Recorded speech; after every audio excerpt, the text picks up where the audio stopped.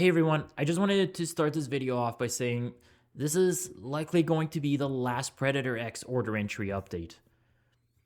At least for version 3 anyways, because right now I'm fully focused on bringing the next generation of PredatorX, which is going to see some crazy new features. As of now, I don't quite have a set date on the release date. There's a lot of things that I'm kind of working in the background that need to be sorted, but it is all coming together. And as always, all updates are free for our lifetime members. So you don't even have to wait. You can start right now and you can upgrade for free once version 4 is released. And as always, there's a free trial. We have a Discord, all information in the links down below. But with that said, let's go over the 3.9.20 updates. For our first update, I wanted to focus on making it easier, especially for those traders whose primary language is not English.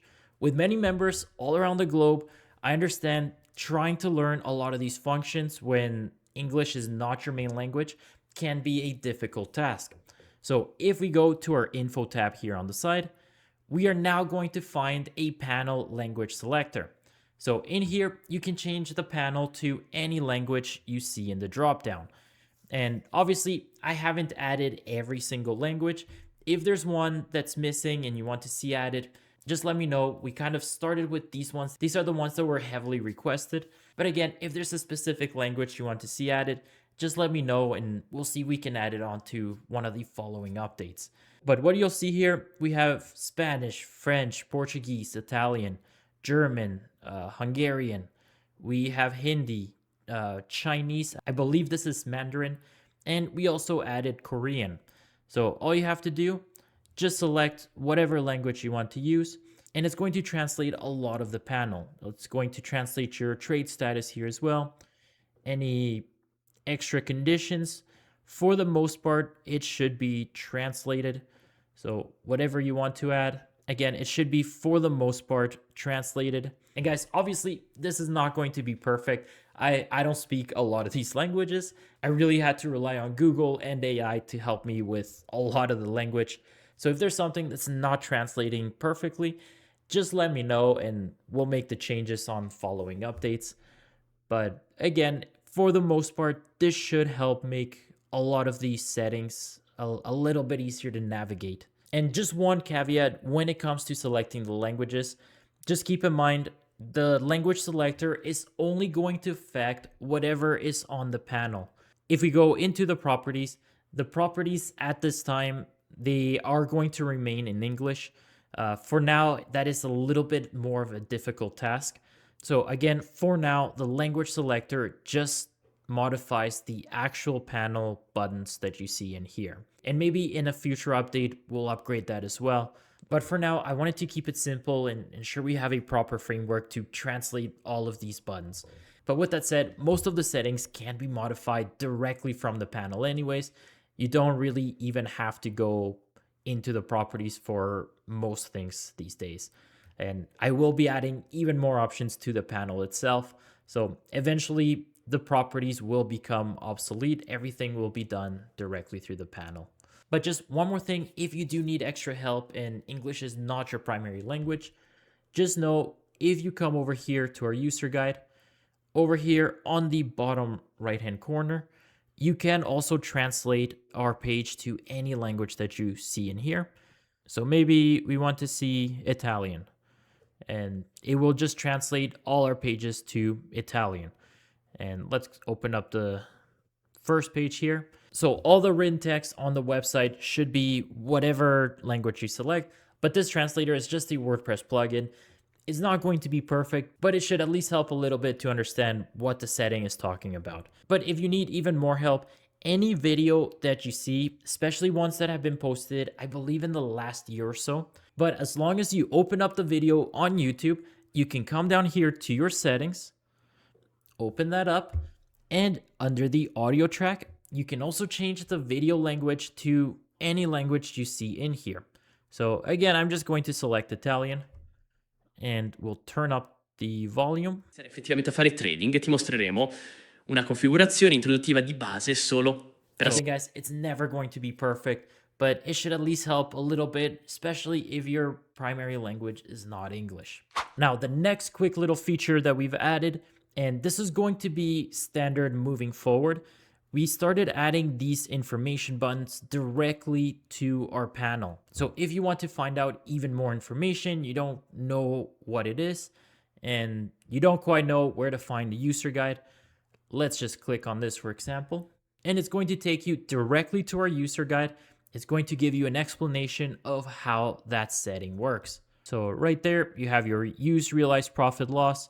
And guys, a lot of this user guide is currently getting updated. So what you see right now will likely look a little bit different by the time this video comes out. But let's say we want to look at this win-loss limit. Just click on that and it's going to open up the user guide and it's going to have all those options. Whatever you want to find out, just click on the button and it's going to take you directly to that article. And I will be adding similar options to the management as well. I'm also going to be adding links and other helpful tips directly to our signals tab, just so we understand exactly how the signals work and have easy access to any helpful tips in there as well. And I'll be upgrading the right-hand order management panel as well. Right now, I haven't added it to this version because version 4 of the Predator might see a few little changes. So I will be updating those once that version is complete. But for now, we are just starting with the additional filters. Just know this will become standard and you will see a lot more of these in versions coming. Now, for our next update is something that's been coming up quite a bit over the last few weeks, and that is the ability to exit a trade after a certain amount of bars or time passes. So if you come down here to your additional filters, I'm just going to get rid of these. Over here in the additional filters, you're going to see a time bar exit. So what this is going to do, I think it's very straightforward. It's just with this selected, after these many bars pass, it's going to exit your trade. So let me just configure this a little bit, make sure we don't get stopped out before then. And guys, this is not trading advice whatsoever. I'm just showing examples of how this works. So let me just enter a trade. Order submitted. So right now I have it set to 10. So it should be really with a minute chart after 10 minutes pass. So let's just wait until 10 bars pass. Order canceled. And there we go. We had 1, 2, 3, 4, 5, 6, 7, 8, 9, 10 bars passed, and it took us out of that position. Now, we could also configure this a little bit more. So we could exit only if our trade is in profit, or we can exit only if our trade is in a loss. Either way, you can add a buffer. So if it's, let's say, within $20 of our loss or $20 of our profit, so with a value of 20 and only loss, if it's only losing by $20, then it's not going to exit the trade. Alternatively, if you have it set to only in profit with a value of 20, if it's only in profit by $20, it's not going to exit. Or you can just have them both unselected and it's going to exit as soon as that 10 bars or whatever value you have selected. Now, the other option, very straightforward again, is just a time-based exit. So right now, I just have it set to seconds. I will likely add minutes or hours later, but you can just add however many seconds you want. Let's say 240 seconds or 4 minutes. So once again, I'm just going to enter a trade. Order submitted. And guys, this is going to use the actual time. So I believe 9:45 and 27 seconds, something like that. Order canceled. Maybe 9:44 and 27 seconds. It just takes us out of our position. And if you look at our trade status, it's also going to tell you closed after 240 seconds. That was your P&L at the time. So again, you can just enter a trade. Order submitted. Order And after canceled. that many seconds, it's just going to close out the position. I know this was something that was heavily requested over the last few weeks. Now we have that option. Now for our final update, this is something that's going to help those using the auto position size. Now how the auto position size works is it takes the distance between your entry and your stop. It determines the correct position size based on your risk per trade. So if you were to get stopped out, you would only lose around this number. Now, when it comes to the Predator's auto position size, if you have, let's say, multiple targets, it's going to automatically add or remove targets depending on the position size available. So if your stop gets smaller, it's going to add a much bigger position size. If the range gets much bigger, it's going to take away the position size. So one thing that keeps coming up quite a bit is the auto position size will always go to a position size of 1. That is the lowest number we can enter, regardless of how far that stop loss is. So let's say we're risking $250 and your stop loss is all the way down here where maybe it's $500-$600 loss.